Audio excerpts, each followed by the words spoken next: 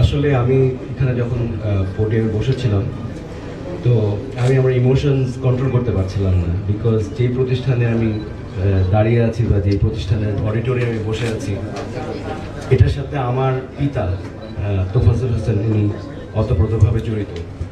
তো এটা আমার জন্য অনেক বড় পাওয়া। এখানে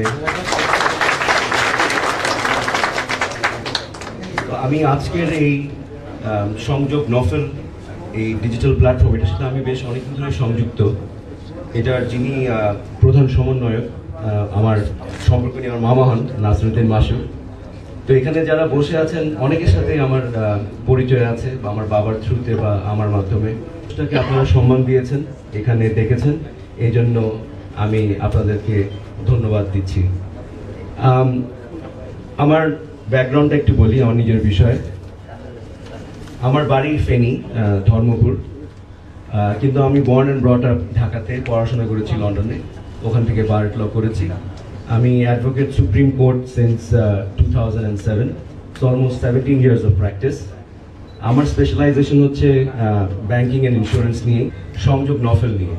আসলে আমার যেহেতু জন্ম ঢাকায়, তো আমার বিলঙ্গিংনেসটা অনেকটা ঢাকার সাথেই বেশি ছিল।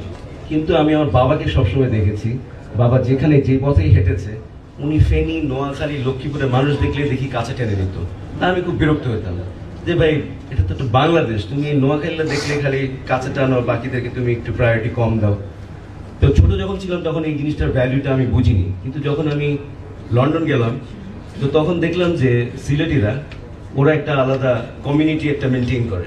যখন আমি পড়তে গেলাম তো ওরা আমাদেরকে দেখলে বলতো কি ঢাকাইয়া নিয়ে, তারপরে সিলেটি ফোয়ানা নিয়ে, মানে সিলেটি ভাষা ওরা বলতো।